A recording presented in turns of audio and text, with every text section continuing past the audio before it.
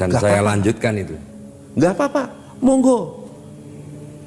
Nah, jujur aja saya setuju dengan Cak Nun bagaimana menggerakkan pertama ini.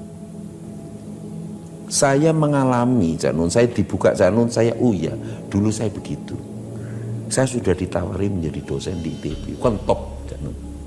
Top itu, dosen, saya udah menjagoi saya jadi dosen.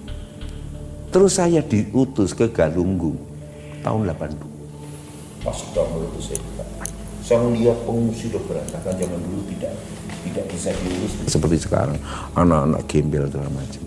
Saya pulang malam. Bukan ini Cak Nun, kasihan saya, mungkin ilmu saya bisa memperingan mereka. Saya berat pertentangan hati saya ngomong ke dosen saya bahwa saya tidak bisa melanjutkan menjadi dosen.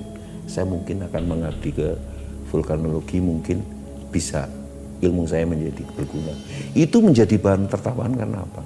Asisten beliau banyak mahasiswa yang lulus dari laboratorium saya yang saya bikin masuk ke migas zaman itu yang bayarannya jauh lebih mahal. Saya masuk vulkanologi. Iya. Itu wise, nggak ada orang kenal Cak Nun ngurus gunung api, gitu loh. Itu adalah ini dulu. Saya setuju apa yang Cak Nun. Bukan ini. Seperti waktu saya memilih istri saya, pertama saya melihat di sini. Udah itu saya pertimbangkan. Terus balik ke sini. Iya, balik ke sini lagi. Iya ya, aku demen. Logika kayak apapun juga. Ini menjawab karena ini jujur.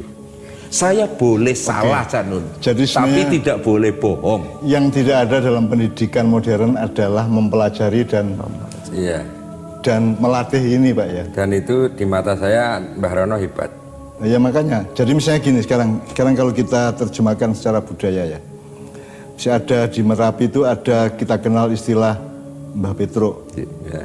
Kiai Gringsing, terus ada Mbah Jumadil Kubro, terus Mas Seno pernah mengantarkan saya sama teman-teman naik ke 2,5 kilometer dari puncak, terus saya ecak-ecake melakukan negosiasi supaya mohon, karena waktu itu orang sudah panik Sabdo Palonoyo Genggong Pak.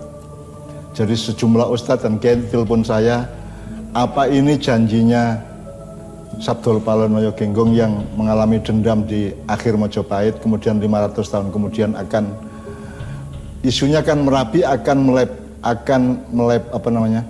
Rata. Akan meratakan tanah di dan laharnya akan sampai ke keraton kan gitu kan. Jadi mereka kemudian gaduk-gaduk dengan Sabdo Palonoyo Genggong. Terus saya nekat, meskipun saya mempelajari juga Pak ya. Janji Sabdo Palonoyo Genggong itu kalau saya hitung 500 tahun sesudah dia ngomong itu adalah 1978. Jadi sudah lewat, tidak ada lagi urusan Sabdo Palonoyo Genggong. Terus saya naik dan saya negosiasi mohon supaya tidak ada erupsi lagi, dan pagi sampai di Jogja subuh-subuh saya umumkan sudah insya Allah nggak ada erupsi lagi ya. Mas Seno yang antarkan saya malam-malam jam 1:30 malam lah kira-kira ya. Nah itu semua kan semua jangan ditanya apa ilmiah loh, itu nggak ilmiah, nggak akademis, nggak di sini letaknya, itu di sini. Ya. Mbah Petruk itu letaknya di sini. Kemudian ekspresi masyarakat menyebutnya Mbah Petruk itu bahasa budaya, bahasa batin, bahasa rasa, bukan bahasa intelektual, bukan bahasa akademis kan gitu. Makanya tadi saya tanya, makanya Mas Asih sebagai juru kunci sekarang itu kan, juru kunci itu kan bukan urusan seperti misalnya saya Mbah Rono kan kita tidak sebut beliau seorang vulkanolog ulung kan enggak gitu.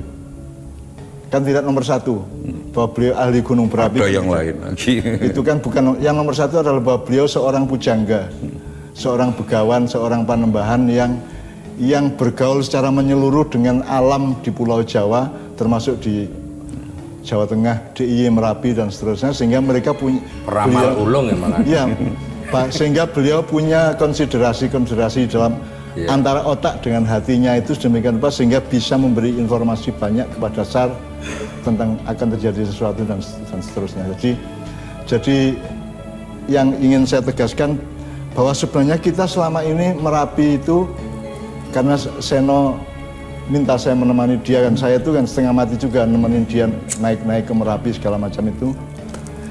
Gedung Sang. Terus saya malah pernah diajak ke pusat lahar, ke apa namanya hulu lahar ya. Iya. Dan saya buktikan rumah sama aku apa? Di atas Kelangon. Waduh. Iya. Saya buktikan bahwa saya juga masih sehat dan saya bisa jalan lebih cepat dari teman-teman kan gitu. Tapi yang ingin saya tegaskan adalah bahwa seluruh peristiwa sejarah di mana kita bersama ya, ada Dan Seno, BS, ada apa namanya, SAR, ada teman-teman dari lembaga-lembaga vulkanologi dan seterusnya, Mbah Ron, seterusnya. Ternyata di atas 50% itu cara pandang tradisional ya Mbak ya. Jadi Gapana lebih menggunakan keputusan itu dari hati. Akal ikut bekerja mempertimbangkan, tapi keputusan dari hati. Bahkan pengetahuan pertama itu yang kerenteknya di hati. Gitu. Nah itu yang tidak dimengerti sama sekali oleh manusia modern. Dan tidak ada kurikulumnya, tidak ada universitasnya, tidak ada fakultasnya, Pak. Ya kayak Mbah Rono melahirkan kata Merapi tidak pernah ingkar janji dan tidak akan pernah minta kembali. Itu saya yakin tidak sekedar tapi dari sini, Mas. Jadi ketika Mbah Rono sudah mengucap sesuatu, Gapananya sudah bersabda, hasil komunikasinya itu Mbah Rono sudah merupakan hasil rapat induk di dalam jiwanya beliau gitu ya. Baru karena mungkin kita dekat. Nanti kalau ada dibutuhkan penjelasan detail baru pinjem ke otak gini termasuk terminologinya, idiomnya, bahasanya dan seterusnya. Jadi saya garis bawahi tadi Janun tentang Loyo Genggong Sabto Palon, Mbah Petruk segala macam. Walaupun bagaimana, basic saya kan saintifik ya. Jadi saya mencoba memahami apa yang disebut Mbah Petruk. Yang selalu orang Boyolali mengatakan bahwa kami dilindungi Mbah Petruk. Orang Boyolali. Oh benar, Mbah Petruk itu sebetulnya dinding purba daripada Merapi yang sangat kuat. Sampai letusan 2010 yang sebesar itu pun tidak menggoyahkan dinding purba Merapi. Akibatnya apa? Ya daerah Boyolali hanya kepiurnya saja. Mendapat suatu kesuburan, tapi nggak dapat batu seperti arah selatan dan tenggara. Saya memahami itu, karena kalau di kampung saya mengatakan, wit dhuwur iki aja ditegur, ana sing tunggu.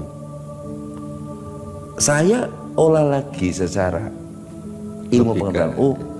Kalau pohon tinggi itu mengurai tanah sehingga kalau ada air mudah masuk, mata-mata air banyak di situ. Orang cari air mudah. Kalau ditegur nggak ada tempat untuk niup. Kalau dulu susah menerangkan ke arah sana, mungkin maunya instan aja. Ki lho wit sing gedhe ku aja sampai tegur. Sebenarnya tidak salah juga, memang ada yang nunggu. Memang ada yang nunggu. Yang nunggu itu adalah makhluk Tuhan yang namanya mekanisme. Mekanisme yang ada di bawah pohon itu, gitu. Sama dengan kalau kita lungguh ning dhuwure bantal dibilang ojo lungguh nang bantal kowe udunen. Itu kan sebenarnya itu kan bahasa rasa. Betul. Yang bisa dijelaskan dengan pikiran. Nah, orang sekarang kan kacau, Pak. Soal itu stigmatik satu sama lain. Mistik apa segala macam. Iya, kalau sudah di sini dia stigmatik sama sini. Betul. Kalau sudah sini dia traumatik sama sini kan. Makanya kadang-kadang Mbah Rono adalah orang yang mencoba menemukan harmoni antara ini dan ini, antara Tuhan dan alam dan manusia, antara masa silam dan masa depan, kira-kira gitu. Janganlah terlalu sombong. Karena kalau kita hanya menggunakan ini tanpa pertimbangan di sini akan menjadi sombong. Kalau kita hanya menggunakan hati saja, itu bisa menjadi gelap. Maka kadang-kadang mengatakan cinta itu buta karena memang pertimbangan di sini kadang terlalu besar, Janun. Logika ini sekolah. Makanya janganlah terlalu mengandalkan ini saja, tapi imbangilah dengan itu. Pesan saya masih seperti itu, ya kan. Hampir kita ini, Janun, dikaruniai gunung api terbanyak di dunia, ada 127 gunung api atau 13% gunung api dunia ada di Indonesia. Jika tidak seperti itu, Pulau Jawa ini hanya songgok kapur. Sumatera itu juga songgok kapur. Begitu meletus seperti Sumatera letusan Toba, hampir seluruh Sumatera ditutup dengan tufa Toba yang akhirnya menjadi suatu kesuburan. Jawa ini kalau punya gunung yang pernah meletus pasti subur, nggak ada Salak Pondok tanpa Merapi.